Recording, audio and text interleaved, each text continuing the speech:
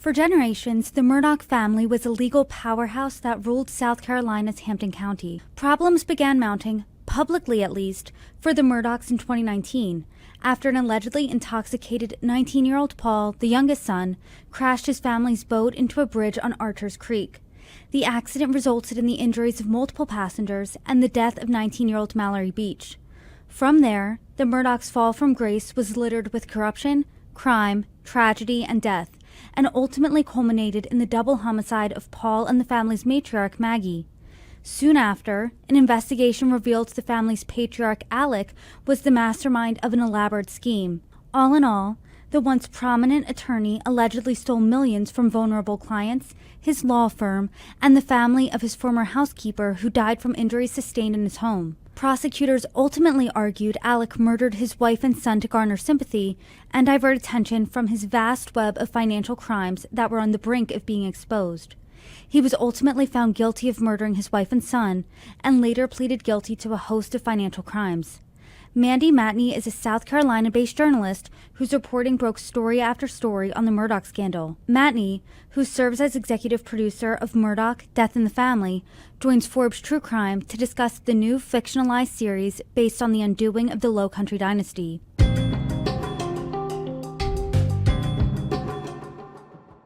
Hi everybody, I'm Brittany Lewis, the host of Forbes True Crime. Joining me now is Mandy Matney, executive producer of the new series Murdaugh, Death in the Family. Mandy, thank you so much for joining me. Hi, it's so nice to join you.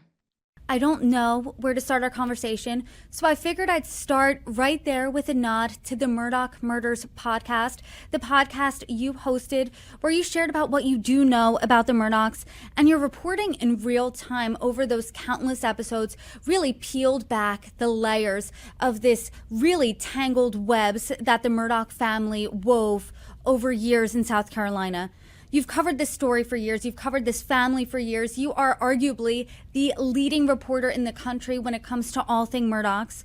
Why do you think it's a story that needs to be told, especially because it is such a complicated story?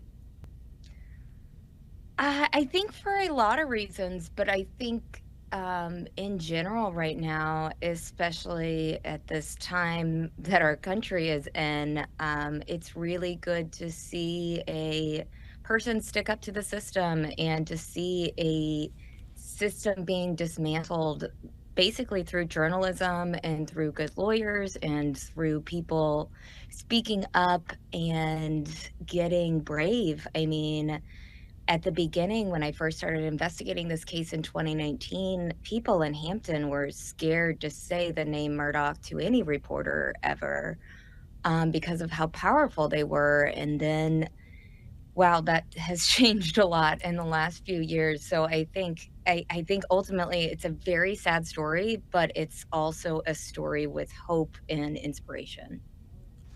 And to that point, when the Murdaughs made national headlines, it was a murder story about the killings of Maggie and Paul Murdaugh in June of 2021. But this story for you started years before that, when a boating accident on the Murdaughs' boat killed Mallory Beach, who was a 19-year-old. And this is not just a story about murder, it's a story about power, corruption, financial crimes, a community where there's a real sense of a two-tiered justice system. How did you use all of that reporting, years and years of reporting, to create this series? Yeah, well, first it started with the idea of making a podcast in 2021. I was a print journalist who was only basically trained in print journalism. I had worked at newspapers. I was working for an online outlet, and podcasts were big at the time, but not huge. However, I always listened to. I started with Serial. That was my first my first hook into true crime podcasts, and I became obsessed. I was like 25 when I heard Serial for the first time, and I remember being like, this has changed storytelling. This is a different way to tell a story, and we can really make change with this. And from then on, I was just kind of looking for a story as I was a newspaper reporter with this dream of one day having a true crime podcast. And then by the time the murders happened and national media swooped into Hampton County, South Carolina, and I could already tell that they were getting different angles of the story wrong. And there was so much, as you said, this story is so layered. There's so much corruption, power, and just nuances that people needed to know. And what better way to do that than a podcast versus writing a story? A lot of times, as you two know, as a journalist, you write a story, and a lot of times people just don't read the whole thing. But in a podcast, you can explain it in a way that they understand and break it down. So from that, we had 94 episodes of the Murdaugh Murders podcast. It just kept going and going and expanding. And during that time, while we were building the Murdaugh Murders podcast, we heard from Michael D. Fuller and Aaron Lee Carr, connected with them back in 2021, who had the idea of making this into a show. And of all the people that we met, they were the most sincere. They were very kind. They asked questions about the victims. They asked good questions about the story. And so I decided to partner with them. So it just became this. I was reporting for years, and the beauty of this show is that I did most of the hard work years ago. So in the last couple of years, it's been nice. Well, that's really good to hear. And I think something about listening to your book, I've listened to your podcast, and something that I find really admirable about you as a reporter is your victims first mentality. I mean, the way you handle with care the conversations you have with victims is really something that I think a lot of journalists need to take a page out of your book, because even in your book, at some points, you were really disgusted by your colleagues' questions to victims' families. You thought just the level of callousness was something that you would never aspire to be. So when you're putting this together, how did, as an EP, did that victims first mentality guide you? Well, thank you for that. That is one thing that I always have to do in my work at the forefront. I always say I'm a human before I'm a journalist, and I think that that's something for everybody to remember and to focus on, because we all get lost sometimes in the story. Um, I first of all, I partnered with victims first people, and I think that was the most important thing that I did as an EP. When people were asking about making this story into a series, I could just tell by questions of what kind of series that they would make. And Aaron and Michael was just different. They asked about Gloria, and they asked about Gloria's family, and they asked about Stephen's family and Mallory's family. And I could tell that they were going to make a show that would tell their stories and honor them. And Aaron Lee Carr is a fantastic documentarian, and I knew that she was a victim forward reporter, journalist, documentarian, and now executive producer and co-creator. Because of all of her work, I've seen many of her documentaries. I Love You Now Die, the Gypsy Rose documentary. She just told stories with empathy and with victims at the forefront. And I think that's something where you probably agree with this, that legacy media, national media got wrong. Liz, one of your podcast co-hosts, she said that legacy media played a role in why the Murdaughs were protected for so long. What do you think national media, especially that swooped in years after this story really started with that boating accident, and even before with the financial crimes, I mean, what do you think that they got wrong here, and what would you want to correct? I just think for the most part, they were, instead of chasing the bigger parts of the story and how the story really impacted an entire community, and how this man really hurt so many people in this community and betrayed so many people in this community, instead of focusing on that, there was way too much focus on Alex Murdaugh and his defense team and believing whatever they said. And from the very get-go, they were telling the media lies, and those lies were just being printed like these people were credible. And so I really hope, I mean, one of my biggest examples of all of this is in the fall of 2021, months after the murders, shot in the head on the side of the road. And I say that in air quotes. because I still to this day don't believe that he was actually shot. I believe a gun went off and rocks ricocheted, and that's why he had a tiny little head wound. But anyways, the media immediately went with this story that he was almost dying in the hospital, that he had these severe injuries from this horrible roadside shooting from a stranger. And I was one of the only ones who saw him in court with a head full of hair and was like, there's no way he got shot 2 weeks ago. Why isn't anybody questioning this? So it was just a big lesson in like, just open your eyes and question what you're seeing instead of just automatically believing what you're told and going with the most sensational part of the story. And for years, you've been covering these real life people. You've described Alec before as a narcissist.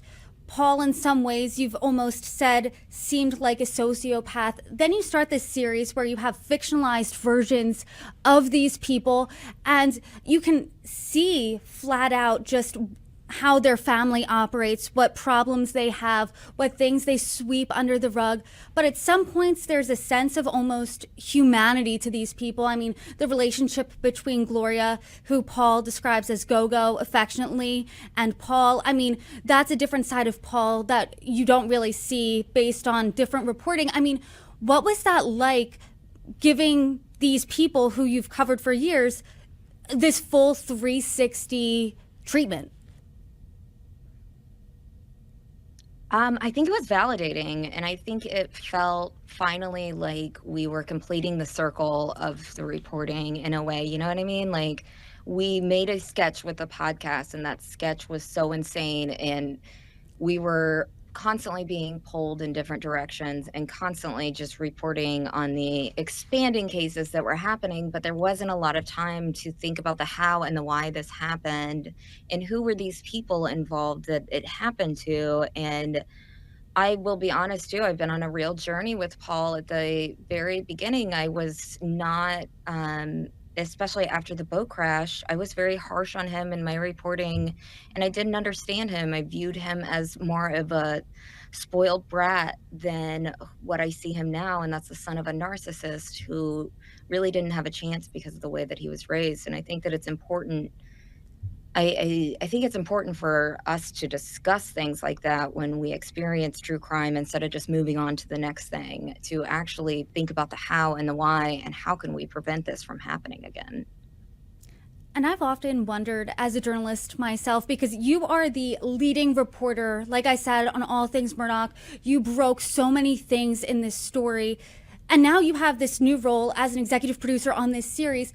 How do you decide what details come in? Because, I mean, there are so many. Like you said, you almost had 100 podcast episodes of this. You had countless pieces on it. You wrote a book about your experience reporting on it. How do you condense it into a couple of episodes for a mini-series, A, and B, there's a disclaimer in the front that some of it is fictionalized. How do you decide what elements are in dialogue with two characters that you weren't sitting with? You didn't record those conversations. Two of those characters could be dead. One could be in prison. One could be murdered. I mean, how does all of that play out with your role as EP? Yeah, absolutely. So I think that this was my first role as an EP, so I was a lot more hands off. I really trusted Michael and Aaron. And also, like you said, as a journalist, a lot of this was against my instinct to, it's like, oh, well, that didn't happen then, and that will drive me crazy, you know, because in everything else that I do, it's factual, and I can tell you the reasons why it's factual, you know. Um, but this, I trusted Michael and Aaron with everything. I had developed a close relationship with both of them in the last few years, and my main role was just whenever they asked what was true, can you can you figure out what Alex Murdaugh eats for breakfast, or what kind of cigarettes Paul smoked, or little details to fill in the gaps besides all of the reporting and all of the things that was in the podcast. But a lot of my role was just assisting a constant barrage of questions about the Murdaughs and all the things that happened. And at the time, at the height of the Murdaugh mania, if you will, your podcast was topping the charts. You got into the Murdaughs' head so much. I mean, their attorney was mentioning you in the jailhouse recordings. Alec Murdaugh and Buster were mentioning you. So you saw yourself in this story in real life. Now in this version, in this series rather, you're seeing yourself portrayed by Brittany Snow, which is just incredible. I mean, she's an iconic actress for our generation, everything from John Tucker Must Die and on. What's it like seeing yourself, A, inserted in the real life story that you're covering, and then B, portrayed on the screen? Well, I'll be honest, I was terrified at first when I found out that they were going to have a Mandy character to begin with. When the whole thing started, I was like, Michael and Aaron, do what you want. If you don't have to have a Mandy, I just want the show to be good. If you want like a composite journalist character, that's great. Um, but when I figured out that there was a Mandy, I was like, I got a ton. Side note, I received a ton of online harassment when my podcast got really big. I had a lot of people threatening me and harassing me and constantly just insulting me on the internet and saying horrible things about me. So because of that, I was really scared to kind of be in the spotlight again, and really scared to have a big role in the story. But like you said, at the end of the day, I did have a big role in the story, and I figured out how to be proud about it. And I figured out that, like, Brittany and I, the first time that we met, we were like, we want to inspire young female journalists to do the same thing that I did. And I think that my part of the story is good for that and is inspiring to young women and shows women that they could stand up, especially when or just women who are facing criticism at work from their boss. That, like, I think that a lot of women can relate to the Mandy character in the series, and I'm really glad that they included that. And it's flattering. Brittany is like the coolest person ever in the whole world, and I still can't believe she's amazing. She keeps saying in interviews that we're friends, and I believe that we're friends, but, like, I also can't believe that we're friends because I think that she's an incredible person. And I've been watching her, like you said, since John Tucker Must Die. But you should be so proud of your reporting, because you really brought a sense of justice to this community that felt like for generations there was, like I said earlier, this two-tiered system of justice where the Murdaughs and these good old boys, as you've described, have one set of justice where everyone else had another. You talk about that good old boys treatment you've seen in Hampton and South Carolina. You even said earlier in here, people were too afraid to even say the Murdaugh name to you, to other reporters. I mean, just this whole story is just fascinating. It's egregious. It's bizarre. There's just so many crimes, whether they be financial crimes, there's drug use, underage drinking, murder, obviously. I mean, after you look at your breadth of reporting on the Murdaughs, what is the most surprising takeaway that you have? I honestly think the financial crimes and figuring out what happened to Gloria Satterfield's money, that was and that kind of broke the dam open for all of these other financial victims to come forward. But I saw that document in 2019, and I knew that something was wrong with it because Alex's best friend was representing his dead housekeeper's family, and that didn't make any sense. There was a representative for the bank representing their family. That didn't make any sense. There was a $500,000 settlement, and there was, like, very few details. And I remember just being like, something is wrong here. But I thought at the very most that Alex just took some of that $500,000. I thought, like, oh, like, he took a piece of it because he's schemy like that. Not in a million years did I think that it would be over $3 million that he stole and didn't give that family a penny. And on top of that, one of Gloria's sons was removed from his home because he couldn't afford rent during that time.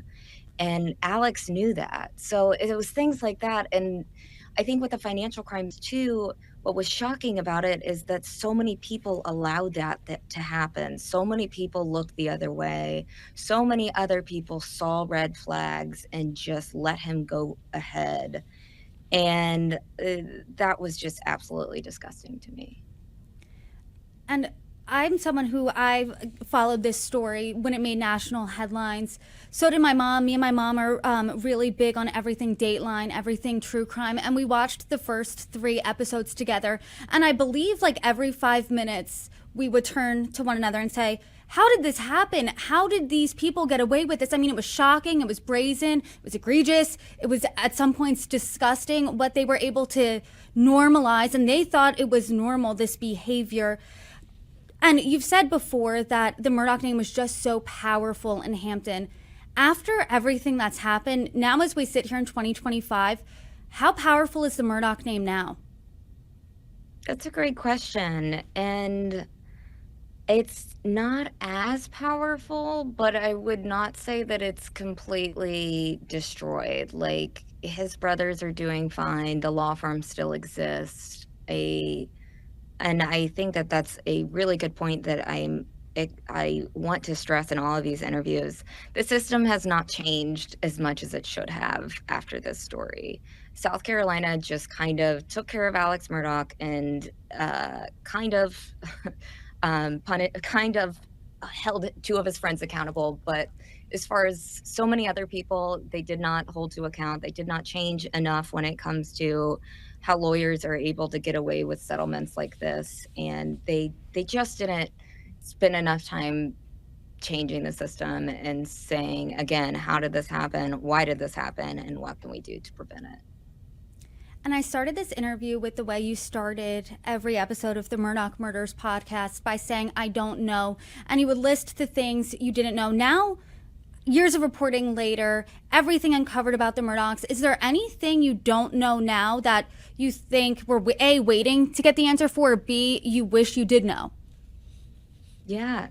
And I noticed that at the beginning. That was really great. I loved that. Thanks. I cringed a little bit inside. No. I cringed and I thought, hey, she probably gets this all the time, but I figured might as well go for it anyway. Oh, good. Then I'm the first. I've never gotten it, and it's great. I mean, when I started that, I thought like, oh, is this cringy? But it has worked so far. So, and I also thought too, it's a really good place for journalists to start with what they know and what they don't know. When I'm looking at a story, I'm like, is this even a story? I know this and I don't know this. With the Murdaugh case and everything surrounding it, I believe the biggest thing that we don't know is Stephen Smith's death is still unsolved.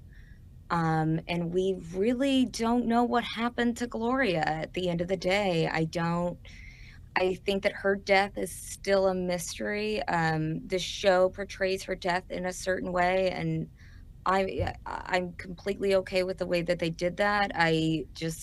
There's 2 things that we really don't know, and that's how Gloria died and how and why and who killed Stephen.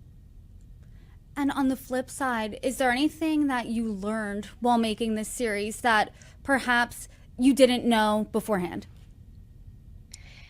A lot of little details about the victims. I'm trying to think of an example, but I think for the most part, Johnny Birchtold and his portrayal of Paul, and he really dove deep into everything that he could possibly find about Paul. And I think he just really transformed my perspective of him and of Patricia and Maggie. Patricia approached her role as Maggie as the wife of a narcissist, as a wife that is trying so hard to do all these things for her husband and just got lost trying to please him. And I just developed a lot more empathy for both of those people and what they went through, and especially the way that they died.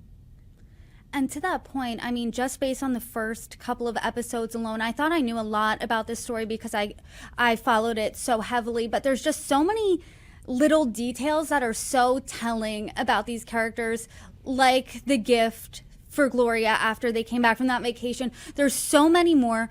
Where can people find the series? The series is on Hulu and Hulu on Disney Plus. And don't forget to check out the podcast that I am hosting. It's 8 episodes, and that's also on Hulu or wherever you get your podcasts. Mandy Matney, thank you so much for your time today. This series is excellent. I can't wait to continue it, and you're welcome back anytime. Thank you. This was a really great interview.